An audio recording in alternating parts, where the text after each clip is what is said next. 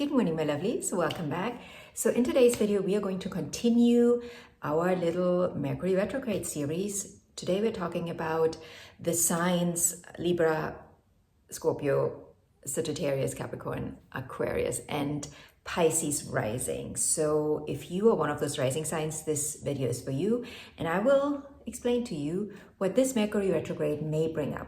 Remember, this Mercury retrograde is very aligned with the Venus retrograde, right? Same signs, almost the same degree points. So there is a story here, right? There is clearly also a theme for you. So Mercury retrograde basically is honing in to the same themes that Venus is bringing up. And when Venus brings something up, she brings it up in a way of looking at your worth and value, right? Worth and value stuff. How worthy do I feel? Do I feel I have to do to be worthy? Do I feel doing comes before being, or being comes before doing? How do I look at money? What do I believe about money? Do I believe money is hard to come by? Do I believe money comes easy? Those are the themes that Venus brings up. Of course, also love, right? We can't forget that. Relationships, there's a huge focus on relationships for all signs, not just for Virgo Rising, because Virgo Rising has it in the relationship area, right? In the relationship house. Also, Libra, you have it in your relationship area as well.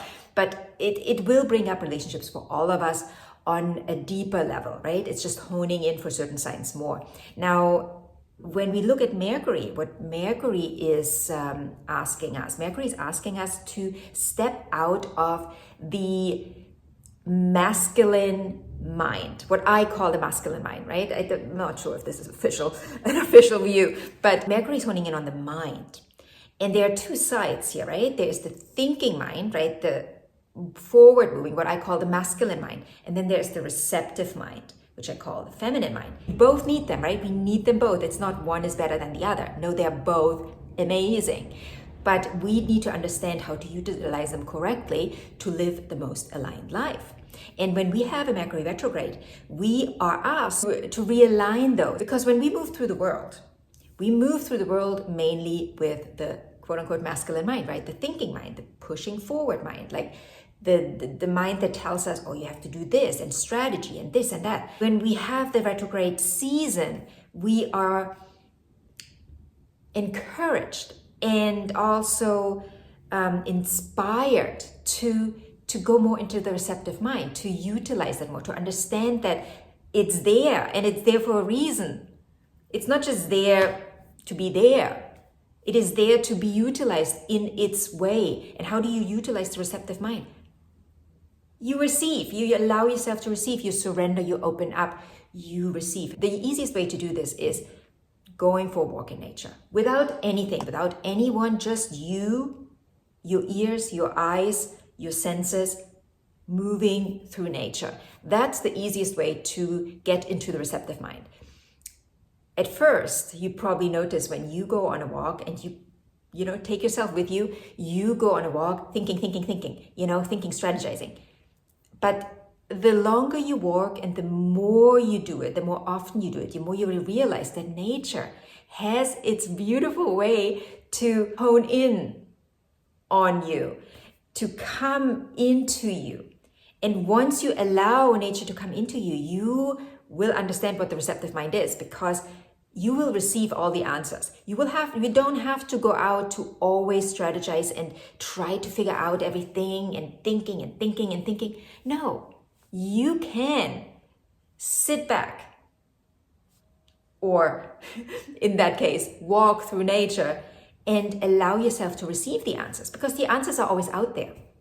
When you don't have to hunt down the answers, you can allow the answers to come into you, literally into you. But for that, you have to understand the dance between these two minds, the masculine and the feminine mind, the receptive mind and the thinking mind. And again, during the retrograde, we are asked to allow the receptive mind to be the thriving force. Because the receptive mind is not driving forward, it's not pushing forward, it is thriving within itself. Now let's get into the rising signs. Libra Rising, for you, this retrograde is happening in 7th house and the 6th house. 7th house, relationships, one-on-one relationships. How are you approaching them? Are you trying to push? Are you trying to think your way through it, into it? Are you pushing forward? Always. Are you always trying to figure things out? Let's talk. Sometimes, my love, silence is golden. And now is a really beautiful time to let silence speak in whatever way it is needed, in whatever situation. Just take yourself out. You deserve to just spend some time on your own, be on your own, allow yourself to receive, literally speaking, but also figuratively speaking. You don't have to try to figure out how to make this relationship work. If it's been difficult or if it's been whatever way, just sit back and observe. The receptive mind is also the observer mind. Observe your surrounding, observe the people around you. What do you actually receive from them? And I'm not just talking about things they give you. I'm talking about their energy. Are you receiving their energy? And how does that energy feel? Then in the 6th house, we got to look at your day-to-day. Is your schedule, the schedule that you live right now, is it serving you? Again, observe if it is serving you. House of service. We always think, when we think about the house of service, as giving service to others. But first of all, what is serving you? Because you cannot give from an empty cup. You cannot give from an empty cup. Is your environment, is your day-to-day routine, is it serving you? Because you will not be of service if your life isn't serving you. If you haven't set up your life so it is serving you. Again, sit back or go for a walk, meditate, yoga, all these beautiful internalizing practices, right? Where we go inside, where we allow ourselves to receive, where we surrender to ourselves. Beautiful time to step into that. Health will also be a topic here. And that is not me wanting to scare you, but it's just understanding what is actually healthy for you, what lifestyle, what way of living is healthy for your physical, your mental, and your emotional well-being. Then Scorpio Rising, for you, we are also talking about the 6th house and then the 5th house. In the 6th house, I just said to Libra Rising, we are looking at service and serving, but not just you being of service to others, but life serving you. Remember, we are in the receptive mind. How is life serving you? Because you cannot give from an empty cup. And if you try, you're not going to be of service. It is not serving. It is survival. You need to understand what is serving you, what lifestyle, right? The 6th house, lifestyle. What lifestyle is serving you? And then step into that. And from that place, you can then be of service to others. So what needs to shift and change in your day-to-day routines? Look at your health. Health is going to be a big topic here as well. How healthy are you? Like truly, how healthy are you? How healthy do you feel physically, emotionally, mentally? That will tell you a lot about your lifestyle. How are your sleep patterns? Do you have sleep patterns or is it all over the place? Then in the 5th house, we're going to look at love. We're going to look at love, and we also look at self-expression, your self-expression, your creative self-expression, your creation power. Love is creation power, the love of self. And that's where we start, right? Self-love. Self-love practices, huge topic for you. We already talked about this for this Venus retrograde, right? It's a huge topic for you. What does love mean? Self-love first, right? What does it mean to love yourself? Are you giving to yourself? Are you filling your own cup? So you can then give love from a full cup. Your children might also play a big role if you have them, during this retrograde. I think we talked about that when we talked about Venus retrograde already. Your children, as in, how do you look at your children? Do you look at them as their own entities, or are you looking at them as an extension of you? How attached, what's your attachment? How attached are you? And I'm not saying you shouldn't take care of your children. Of course, you should take care of your children, love your children, all of that. But how are you projecting your own ideas of life onto your children? Your own limitations maybe as well. Where do you need to detangle? Where do you need to allow them to be their own beings, their own souls that came here to create life for themselves? Yes, you gave them life, but now they are life, and now they need to learn to sustain life. So are you giving them the tools so they learn to sustain life themselves? I know that's a lot. And not all of you will have children, so this is not applied to all of you. But if it does, give it some, observe that within you, observe that within your family. And again, if you don't have children, this will most likely relate to your creation power. Are you utilizing your creation power? Are you utilizing your life force energy? Are you bringing things forth into existence? Where you're not utilizing your creation power. And that then extends to love. How you love. Love for self and then love for others. Then Sagittarius Rising, same for you when we talk about the 5th house. I just talked about that for Scorpio Rising. Creation power, your creative self-expression. Where are you undermining yourself? Where are you not loving on yourselves? Where are you not giving and filling your own cup full of love for yourself? Because you can only give from a full cup. There's nothing to give from an empty cup. It's just survival. You're not really giving. Because there's nothing to give. So fill your own cup first. You know, like the whole idea of the airplane analogy, where we have to put our oxygen mask on first, because we can't give if we don't. Because there is nothing left of us if we don't put it on, if we don't fill ourselves up with oxygen. We won't be able to be there for others, including our children, 5th house. So fill your cup. People often misunderstand self-love and egotism. You're not egotistical if you are filling your cup, if you're taking care of yourself.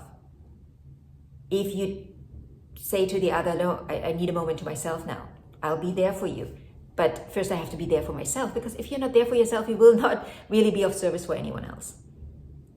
And then also, again, are you using your creation power, your creative self-expression? Are you utilizing it? Or are you denying yourself to show up fully? Right? This is the natural place of Leo, the house of the sun. We're in the house of the sun here. Are you shining your light into the world? You can only shine your light if you understand your light, if you're connected to your light. Otherwise, you're not going to find the switch. You're going to find the switch, turn the switch on. Otherwise, it's going to be dark. Right? When you go into a room, you don't find this light switch. It's going to be dark. Then in the 4th house, we're looking at family, home, ancestry. What does that mean to you? How connected are you? Again, are you too attached to that idea of home? Not saying you shouldn't feel home. You shouldn't, be connected with your family. Absolutely. But there's a fine line between being connected and being attached and not able to be flexible, to be yourself within that union, family union. So home, family, ancestry is going to be a big topic for you as well. Then Capricorn Rising, for you, it's also the home, and then your immediate surrounding, your social life, your environment, the environment you live in. the circles you move in. It's not your close friends, but it's just the acquaintances, right? The people you surround yourself with, because they live in your neighborhood. They are in your circle. And these areas are under review. So when it comes to your family, where are you, like what's your idea of family? What's your understanding of family, right? That's Mercury, the mind. How attached are you to the idea of family? What does it mean? How flexible are you within that union? Can you be yourself in your family union? Is your home serving you? Do you love living where you live? Do you love living with the people you live with? If not, what needs to shift and change? Where do you have to reassess your understanding of union, family union?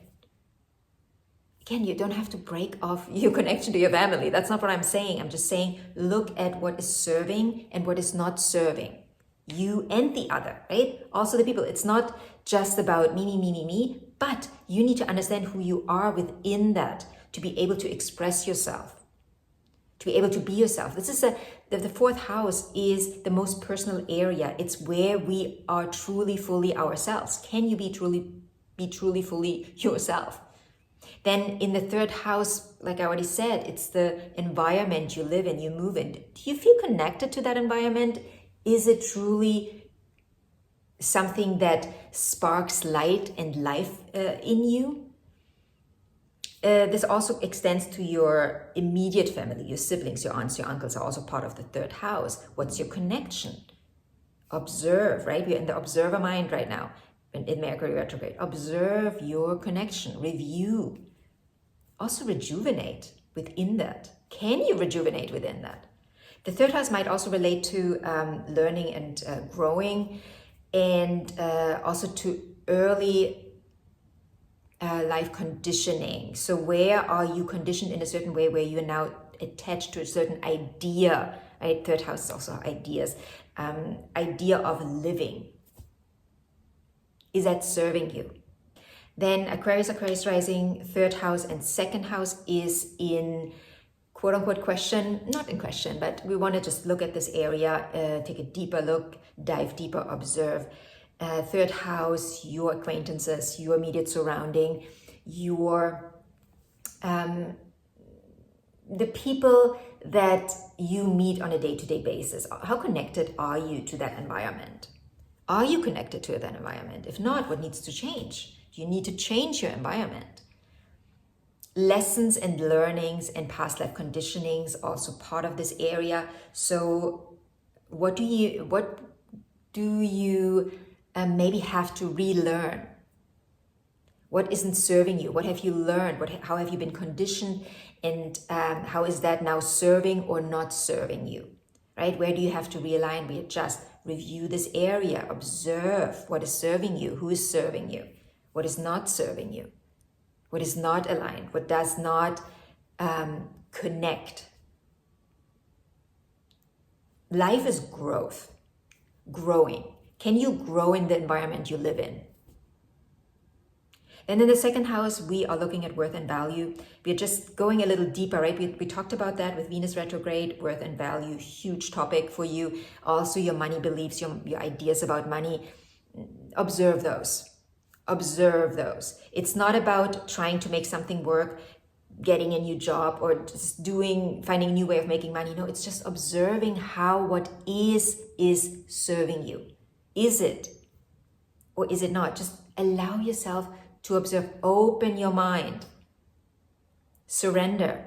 Allow the answers to come to you. Pisces Rising. For you, we're also talking about the second house and then the first house. Now, like Venus retrograde, we are looking at worth and value issues, right? Money stuff, money question. How do I make money? Do I have to find a new way of making money? Stop. We are not in the thinking mind right now. We are in the observer mind. We are in the receptive mind. We are allowing the answers to come to us. It is not about finding a new way of thinking about money right now. It's not about finding anything. It's about allowing things to come to you. opening yourself up. And that might take a moment, right? Because if you are constantly on the go, trying to learn something new, trying to figure this out, trying to do this, you are in the what I call the masculine mind, right? The thinking mind, the pushing forward mind, trying to figure this out and that out. And it will take you a moment to get out of that, right? You might have to go for a longer walk. You might have to, sit in meditations a few times to really allow yourself to sink into that. You really just want to observe, look at your idea of worth and value. I think I said this to you in the Venus retrograde video. Are you believing that you have to do in order to be? Or do you understand that you are? Your beingness just is, and from that place you do. You're not deserving because you do. You are deserving and you do from that place. You know you deserve. You know you're worthy. And there's a person right now that I'm talking to, and I know you're watching this, and this is particularly for you, this message. I mean, it is obviously for all Pisces rising, but we just had a conversation, and this is such a big topic for you. So understanding that you're already full, you already have everything. What are you doing with it? What are you doing with it? Observe this area. Again, money issues, money stuff. I don't know why I always say issues. It sounds so negative. It doesn't always have to be so negative. Let's call it money mentality. What's your money mentality? What's your understanding of abundance? How abundant do you feel? Are you allowing others to give to you? Are you receptive? These retrogrades are all about observing our feminine side, our receptive side. And particularly for us women, this is really important in this world we live in right now, where we are masculinized. I know this is not a word, but we are using it anyways. Yeah, we think we have to do. You do because you desire to do, because it's in your human nature. But the moment you do it from that, well, I have to kind of place, you've already lost. You got to find your way back into your power. And as a woman, your power is in your receptiveness. Doesn't mean you can't step into your masculine side. Of course you can. But your power is in your receptiveness. And once you truly understand that, embody that, you will get everything you want. You will live more fully. Let's look at the first house. The first house is your identity and the way you move through the world, right? The way you project yourself onto the world. And this area is undergoing a huge review process. I think this is very connected to that worth and value understanding for you. Do I feel worthy? Why do I feel worthy? Or why do I not feel worthy? Do I feel worthy because I've done all these things? Or do I feel worthy just because I'm here? The first house is connected to the first chakra, the root chakra, the right to be here. And it's also the understanding of I am, period, the end. When we look at the first chakra, we often also look at the primal fear of survival, right? It's we are in survival. So now you ask yourself, are you in survival? Are you acting from a place of survival? Or are you acting from a place of, I have the right to be here, and I have the right to live my life fully. I came here to live, to be, and to be me. But then the question is, what is me, right? And that is, again, something you want to allow yourself to open up to. You want to surrender to that question. You don't want to try to figure it out with the masculine mind again, trying to go and figure it out, but allow it to come to you. So my loves, if you have any questions about this certainly beautiful Mercury retrograde, feel free to comment in the comment section. If you have any other questions, feel free to ask.